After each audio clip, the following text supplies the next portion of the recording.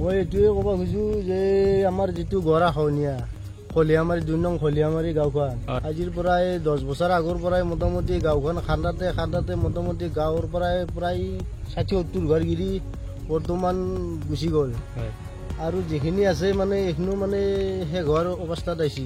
গলদিয়া নদী এখন স্কুল এইটো এটা ভোট কেন্দ্ৰ হয় আমাৰ। গতিকে এই স্কুলখন যোৱাৰ লগে লগে আমাৰ ভোট কেন্দ্ৰটো গুচি যায় আৰু ল'ৰা ছোৱালীখিনি মানে বহুত অসুবিধা হয়। এতিয়া ক'ত যাব, কি কৰিব, ক'ত পঢ়িব। কালিৰ পৰাই মোটামুটি এই পাগলদিয়াটো কালিৰ পৰাই মোটামুটি 50 বিঘা মাটি খান্দি লৈ গুচি গ'ল।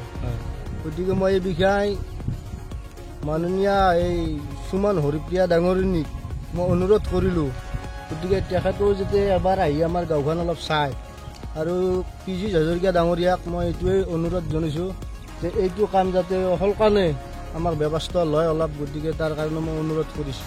যিকোনো মুহূৰ্তত হ'ব পাৰে, কাৰণ এক ৰাতিৰ ভিতৰত 50-60 বিঘা বা এক দিনৰ ভিতৰত 50-60 বিঘা কৰি নি আছে। এই স্কুলখন নিয়াৰ 2 ঘণ্টাৰ ভিতৰতো যাব পাৰে আজি, ঠিক নাই। তাৰমানে বেছি সময় তাৰমানে নালাগে। যিটো ধাৰ বৰ্তমান যিটো গৰাখহনীয়া হৈছে তাত বেছি পৰ নালাগে।